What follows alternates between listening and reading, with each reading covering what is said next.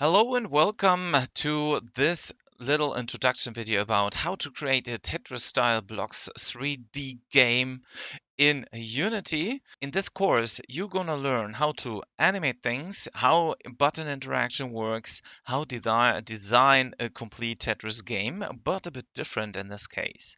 So what you're gonna learn is how to handle the camera with the mouse, which is also later on good for touch input. We're gonna see how we can actually interact with the buttons directly and talk to game objects. We can also switch that to rotate this particular blocks over here and how we place them. Also, how to show some kind of a ghost block, which is representing where our actual piece is going to land over here. We're going to create this little preview window where another camera is rendering that somewhere in the scene. And you learn how to hide it so it's not visible in our game scene over here. We're gonna talk about score, level, and layers to become completed and how to interact with all of these UI elements. We're gonna learn also how to speed things downwards so we can actually give the player the possibility to, play the game even faster. Once again, we can design or you can design later on however you want our blocks or your blocks to look like, how you want to act with them, and so on and so forth.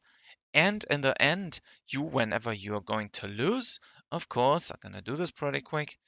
We're gonna learn how to create some little game over here, as well as bringing a possibility for back to menu. We're gonna lock the selection for switch and speed up at this point because it has no impact anymore. And we are able to go back to the main menu in this case. If you are interested in learning how this game or such games are going to work, how to interact with all of that stuff, and how to bring your knowledge of Unity even further, if you want to learn a bit more about C Sharp or anything else which you are currently interested in, feel free to join this course and become my student. I already have over 500 students which are taking one of my courses or even this one and learn every day new content.